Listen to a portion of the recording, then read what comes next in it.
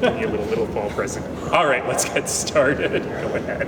Well, let's start out with your take on new security measures. I mean, there seems to be some mixed reaction. What do you think?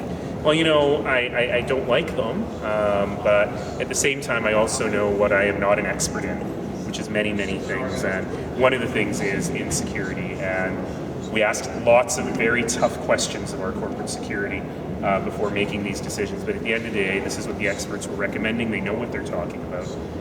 And so I just have to encourage people to come early. This is still an open council. People are very welcome to come. We want them to come. Just leave yourself a few extra minutes and know you don't have to take your shoes off. What kind of questions, what kind of tough questions did council have? Do we need it? How much is it going to cost? Is it well worth it? Does it change the whole nature of the relationship between city council and citizens? And these are tough things, but in the end, council was convinced that these are the kinds of measures that make sense. You talk subsidies and the quick work the administration is going to have to make to get those applications.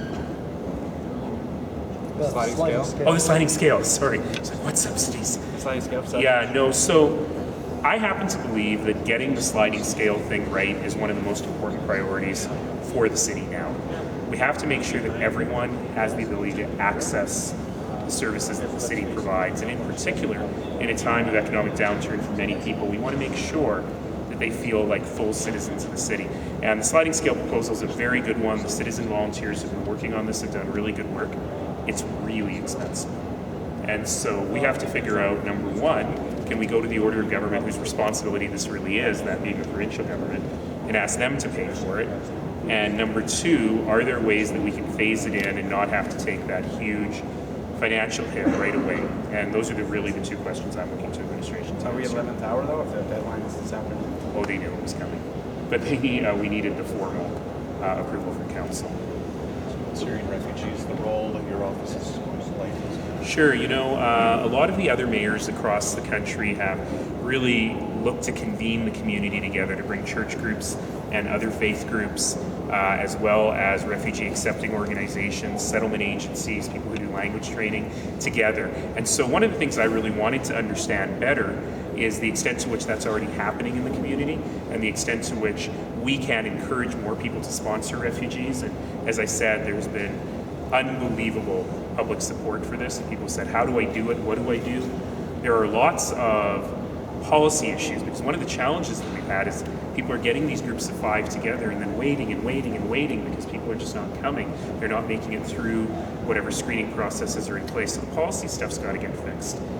But actually, I'm very confident that over the last 3 weeks, what we've heard from the existing government, from the opposition parties, means that this is going to get better. It might not get fixed, but it's going to get better. But when the policy stuff gets better, we at the community level have to be ready. And we have to make sure these people have every opportunity for success when they arrive, and that's really what I'm focused on now.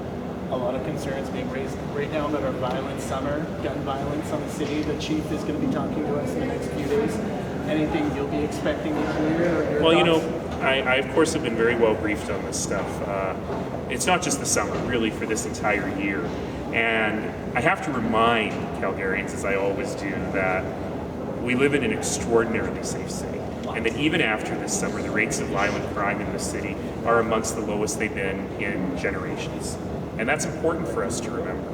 So when we see blips, we're seeing blips on a pretty small number. That said, I'm very confident in the Calgary Police Service's ability to be able to manage this. The last time we had concerns about violence in our community, certainly the police had a wonderful response and were able to really get that under control. And so it's now time not necessarily to reactivate, but for a broader view on this. The police have that broader view. They know what they're doing.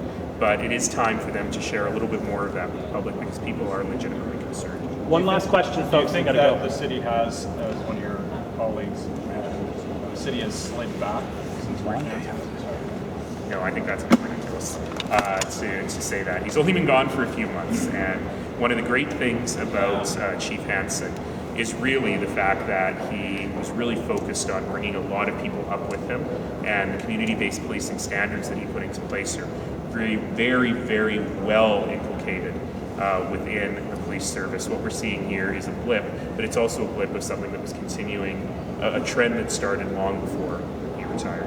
Thanks all. Thank you. Thank you.